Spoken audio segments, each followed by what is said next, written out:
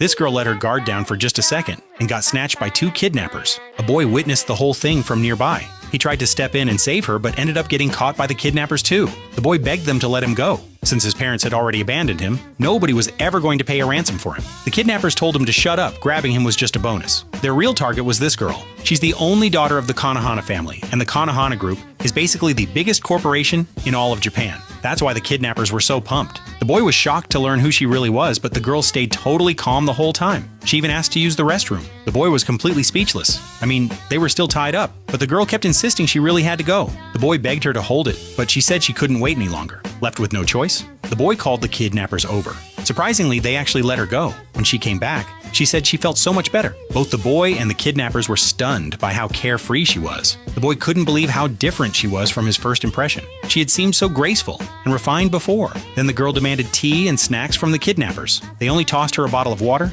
but she insisted she wanted tea. The annoyed kidnappers made the boy look after her instead. The boy could only sigh in defeat. When he glanced over at her, he saw she was spilling water everywhere while trying to drink. He offered to help, but she was scared he would steal her water. He shot back that he would never do that and took the bottle from her. That's when he noticed puddles of water all around her, so he told her to move to a different spot. The girl stood up and fell flat on her face the very next second. The boy didn't know whether to laugh or cry, then she slowly picked herself up. Her forehead was hurt, but thankfully it was just a small scrape. Still, she whined that it stung.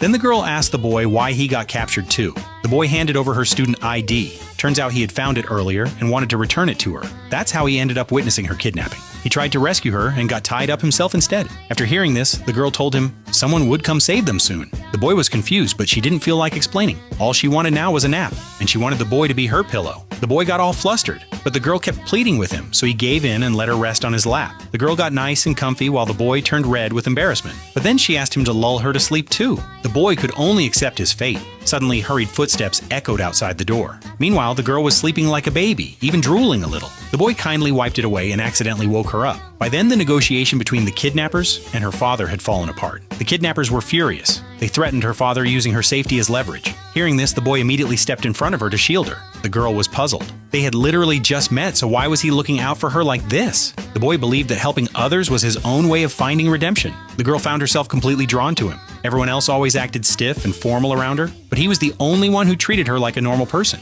and that made her genuinely happy. Just as she reached out her hands, a smoke grenade suddenly flew in through the window. The next second, a squad of armed agents stormed in and took down both kidnappers in no time. They even pinned down the boy too. Then a woman in a maid outfit walked in. She was the commander of the whole operation. The boy was totally confused, while the maid glared daggers at him.